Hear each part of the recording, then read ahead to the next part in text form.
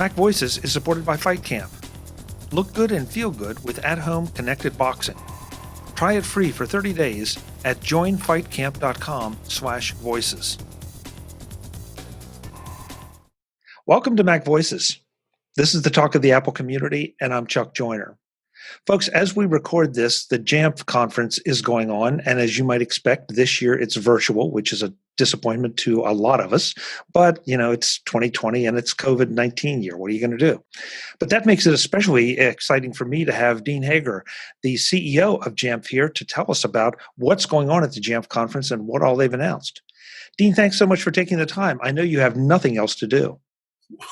Hello, Chuck. Thanks for having me today. This is the most important thing I'm doing right now.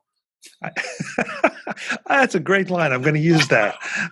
That's terrific. Well, as I said pre-start of the interview, you guys have been busy for sort of a crazy year for all of us. Jamf has had a lot of announcements here that of a lot of different things, and some of them that even seem to have been generated, I guess, by COVID.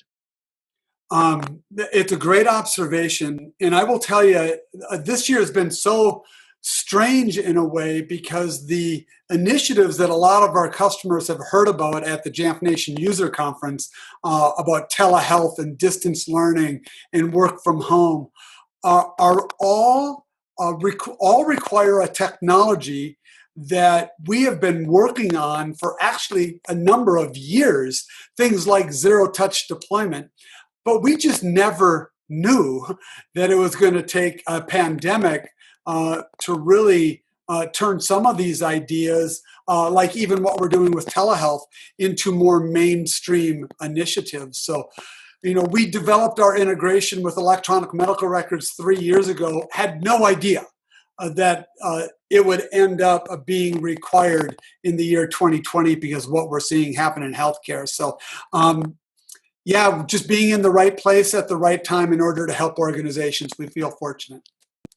Well, I definitely want to touch on the telehealth, but I also would like to touch just a little bit on the education part.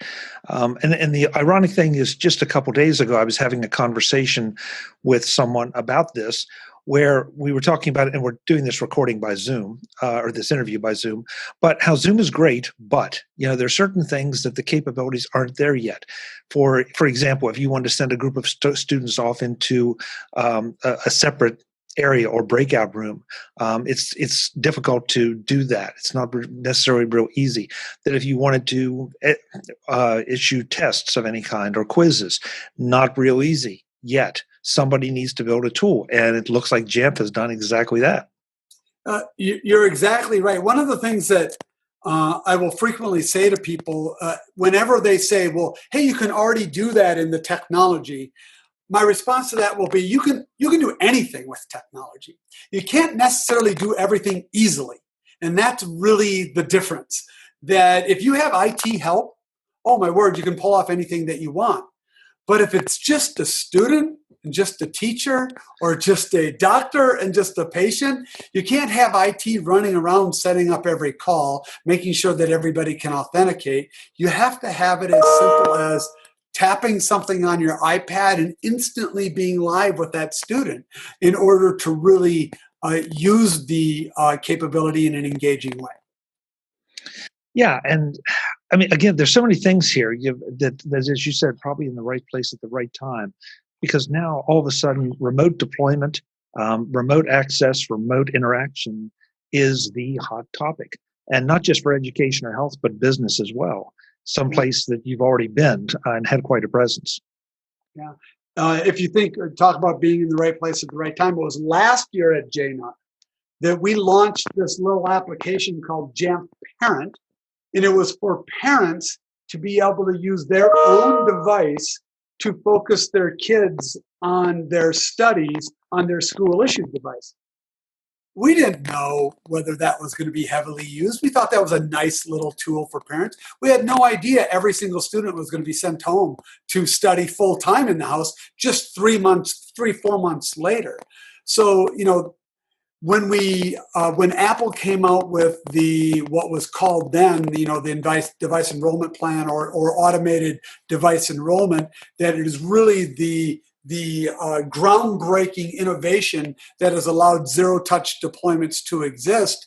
When we started promoting this notion of just sending a shrink-wrap Apple device out to homes, whether they're a student or whether they're an employee, we thought that was kind of visionary. Once again, we had no idea that would be happening in mass in 2020 because IT couldn't even touch the devices that were going out to employee homes.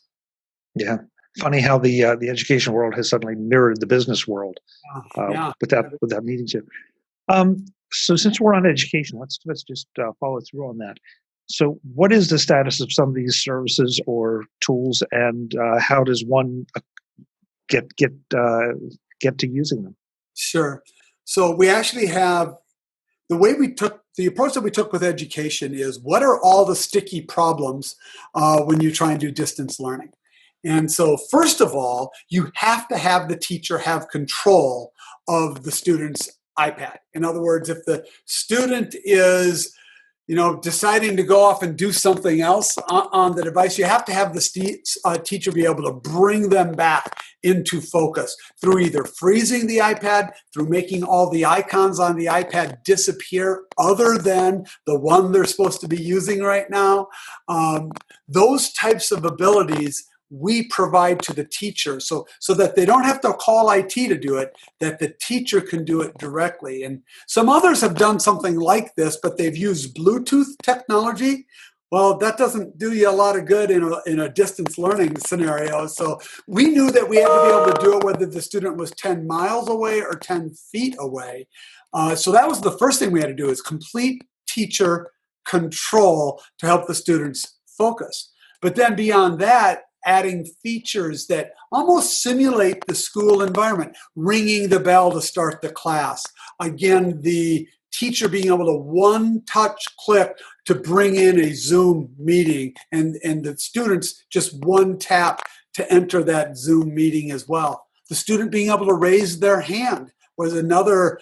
How is a student going to be able to get the attention of the teacher when everybody's talking on a Zoom meeting? Having an electronic method to raise your hand. And then finally, an app that just hit the store today is Jamf Assessment, which is an app specifically where teachers can assess the student with a proctored exam, where, in this case, we're using Zoom. I could watch you and what you're doing on your screen at the same time. It can be almost as effective as watching the student take a proctored exam in the room, because it's really hard to know what they're doing, if you can't see them. So we've come up with a bunch of tools that have really tried to simulate classroom learning in a distance environment. Yes, student surveillance. I think that's a good thing. I'm not sure, but that's a whole nother discussion. So I'm a principal at a high school, or I'm a superintendent in a school district. How do I implement this? Do I contact you? Is it just on the shelf ready for me to acquire? How do we go about that? Yeah, if you're a superintendent, you would give Jamf a call and take a look at a couple of our product lines. Both Jamf School and Jamf Pro are architected to help schools out along this journey. And we are literally gaining thousands of new schools every single year that are deploying these. And all of the, things like the assessment app and the parent app and the teacher app, they're just free apps that come with, for instance, Jamf School. So you would just only need the license for Jamf School. You could start out with a trial to make sure that it works for you. And then all of those other apps come along with it. And I'm just going to make one more comment about your comment on student surveillance. I actually couldn't agree more, and I know that was just a joke, but the student's privacy is of crucial importance in the process. And so therefore, there's never anything that a teacher can do with a device without notifying the student that it's being done. We would never allow, for instance, a school to track where that student is without using the proper measures to let the student know that that is a controlled device. Yeah, good, very good point, and very important point. Mhm. And something we don't think about as much, I believe, with students, and that's probably a mistake. That we need to be more, as aware, maybe even more aware of privacy and security issues when it's the kids that are logging into these things. The adults theoretically, and I do mean theoretically, can take responsibility for themselves, but the kids, they somebody says click it, they click it, and they don't know exactly where they're going. Yeah, Tim Cook always says that the privacy is a human right. We actually do that. I mean, when obviously it's one thing when you have just a consumer using a device, they would assume a certain level of privacy. But in an organizational setting, whether it be a business or whether it be a school, it's crucially important for that user to know, okay, IT, you might be able to, lock my device if it's a work issued device or a school issued device, but you can't see my data. You can't track me personally. It's really important that the organization protects the privacy of the individual as well. And I would say, especially if it's a student, and Jamf helps them do that. Great, great. So let's shift over to the telehealth, because I think that's another thing that it is more COVID driven. A lot of us need to see the doctor, want to see the doctor for hopefully not COVID-19, but for different reasons. The doctors are swamped. They don't want you in the waiting rooms. It's. And the last time I went to see my doctor, I felt like I've almost needed an armed guard with me, or had one that was walking me around. So how does Jamf figure into the telehealth solutions? It was 3 years ago, I think, at JNAC, that we stood on the general session and we said, okay, we've done something that's a little bit different in the market in that we integrated Jamf with electronic medical record systems. And some kind of looked at us like, well, why would you do that? And our idea was that if things happened in the EMR system in a hospital, that we could take direct action with devices without ever having to go through IT. For example, if you issue a patient iPad, whether it be for entertainment or health records or what have you, or control of the things in the room, like temperature and drapes and those types of things. If that patient then transfers rooms, well, that's recorded in the EMR system. So why does anybody have to be called? Why can't Jamf just immediately reconfigure the iPad that they're using with the new hospital room that they're going to be located in? And this was something that a lot of hospitals took note of because they thought, we have TVs in all these hospital rooms, but frankly, whatever cable station they have kind of stinks, and they want to provide a more engaging environment for the patient. So more and more hospitals started to deploy patient iPads to the patient bedsides. And you might think, well, gosh, that's kind of an expensive thing. I mean, think about a hospital room. The iPad is the least expensive thing in there, right? So they started realizing, hey, we can really increase patient engagement by giving them these iPads to use while they're in the hospitals. It was kind of visionary. And then March hit. And all of these hospitals that we had done this with gave us a call and said, we need to implement a virtual visit strategy right away. And their number one issue initially was the doctor making rounds to all the hospital rooms. They simply didn't want to expose the doctor, and they wanted to be able to do frequent visits to the patients. Well, one way to do that would be to just have the doctor kind of ding the iPad that is in the room and have the patient just tap the green button and boom, they're face to face with the doctor.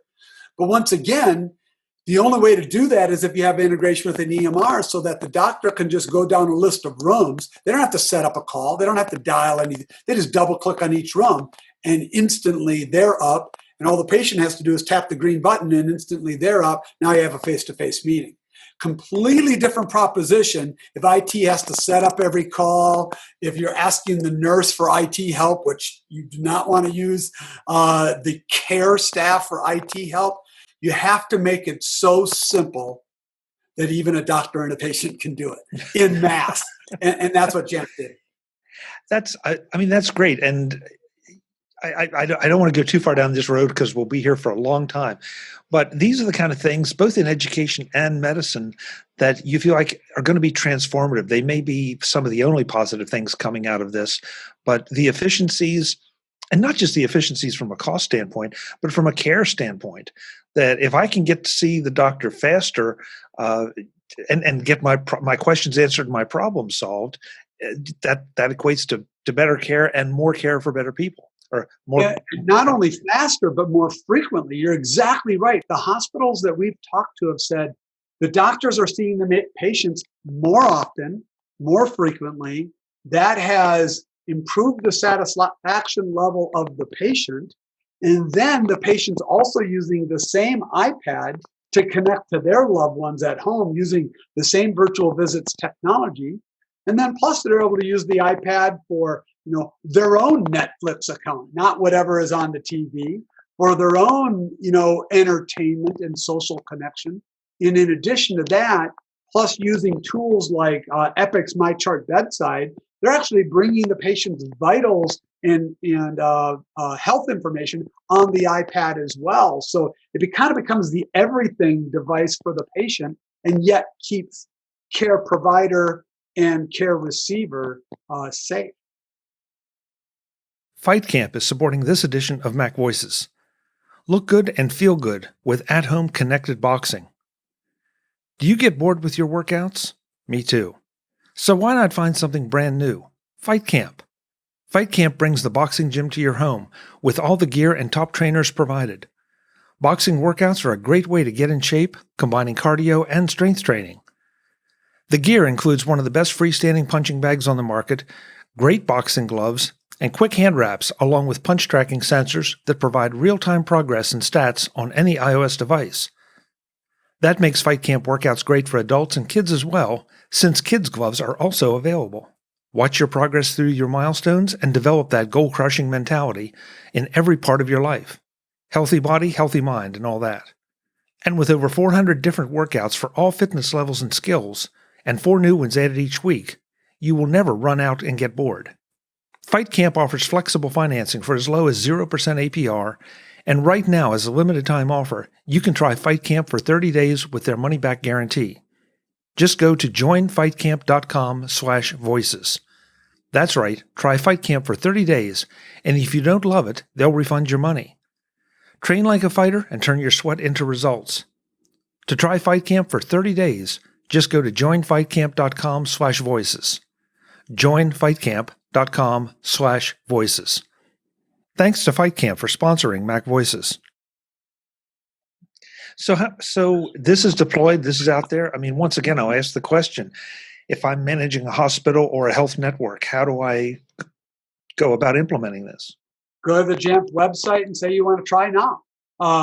It would be the same thing for schools as with hospitals.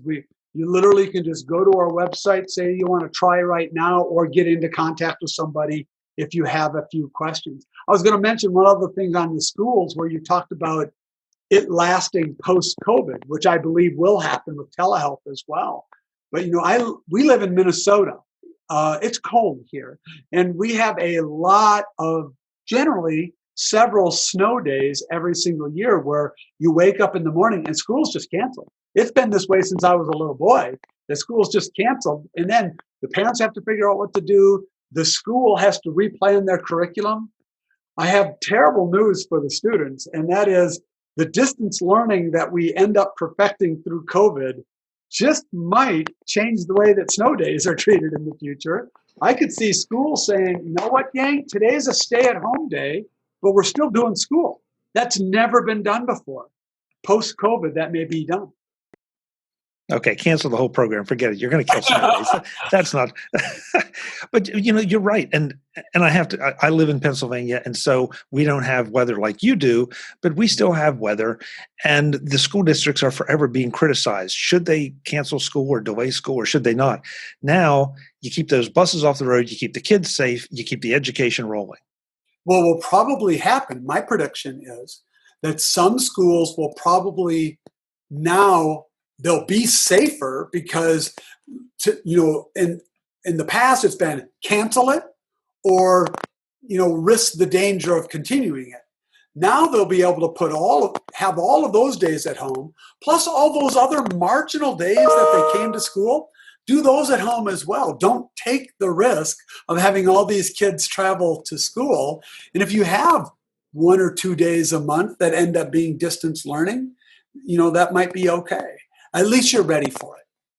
Sure. And I can definitely, I mean, I can see cost savings galore if you're not running buses when you don't, when for just half days, that so many benefits to this. I mean, yeah, there's some compromises associated with the distance learning, but it's something we're all going to have to adapt to. I mean, the business is already adapted to it. Yeah, absolutely. So speaking of business, let's kind of end with that or head in that direction. What announcements has Jamf made that are of interest to business folks this time around? Well, if telehealth was the healthcare initiative and distance learning was the education initiative, the business initiative this year has been working from home. As you can see, as you're looking at me on Zoom here, I'm in my living room. I haven't been into work since March, nor has anybody with Jamf. And, this is actually a topic that's been a personal one to me for a long time. I mentioned in the JNUC general session that I actually wrote my thesis paper in 1995 on telecommuting for school. And of course, then we had all analog modems. We had 28.8 baud analog modems, and that could write a line on the screen really fast. And I was promoting that with that blazing speed, you could now work from anywhere. That's what my entire thesis paper was about. Well, it only took 25 years in a pandemic, but finally, the world is grabbing onto this notion of telework.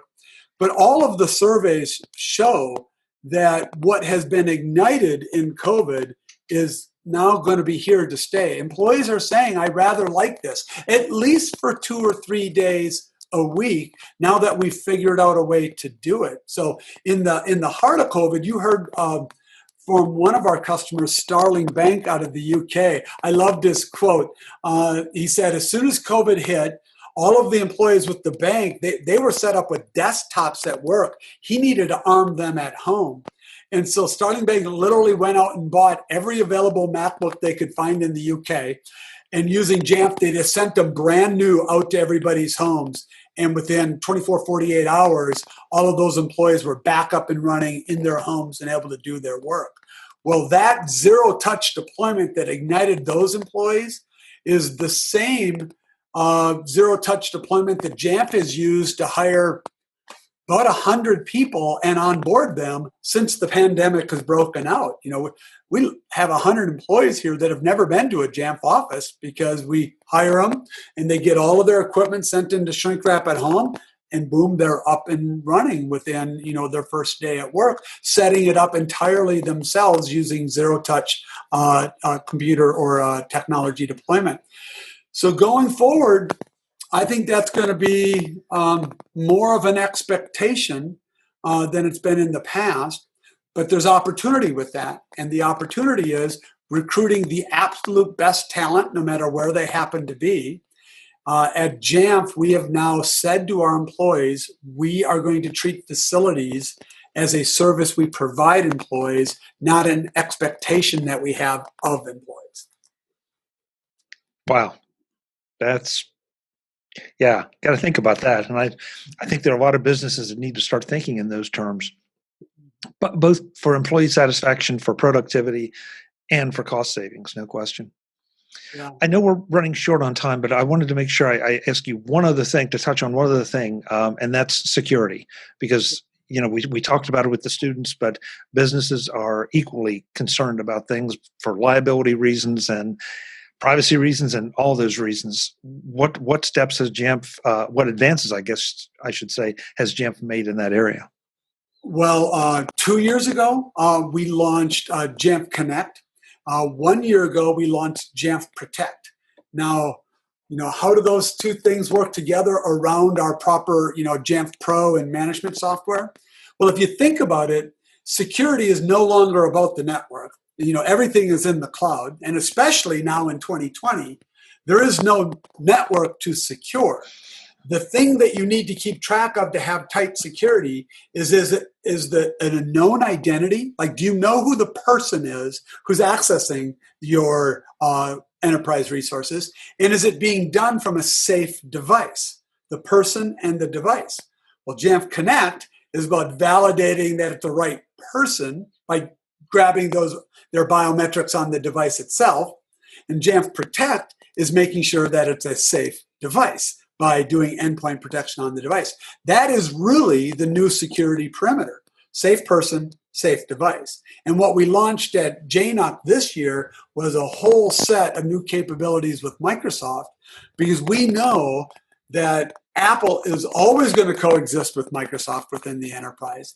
And more, we're going to coexist in a Microsoft cloud environment that is leveraging Azure and Microsoft Azure Active Directory. And so we have just worked with Microsoft hand in glove to try and get what Apple does, which is the great consumer experience, and what Microsoft knows, which is, enterprise level security and access. And Jamf accomplishes both those things by partnering with both those great organizations. Terrific. Dean, thank you so much for the time. I don't want to hold you because I know you have other things to do with the conference going on, but I really appreciate it. Just for the folks that need to know, the obvious, the website is? www.jamf.com. And that's where you can go to find all of this, whether you're in education, health, or business. Absolutely right. Dean, thanks so much for the time. Really appreciate it. Thank you so much, Chuck. Really appreciate it as well. Folks, I'm Chuck Joyner. This is MacVoices. Go check some of this stuff out no matter what you're in, even if it's just for general interest. You're going to be amazed at what's out there and what Jamf has put together that you might be able to apply in your business or home or hospital or wherever. Until the next time, and as always, thanks for watching. Visit MacVoices.com for show notes and to connect with Chuck on social media. Get involved in our Facebook group or like our Facebook page, and get more out of your Apple tech with MacVoices Magazine, free on Flipboard and on the web. And if you find value in it all, consider supporting us through either our Patreon campaign at patreon.com/MacVoices or by making a one-time donation via the PayPal link on our front page and in the show notes of each episode. You will join these fine people who help bring you MacVoices.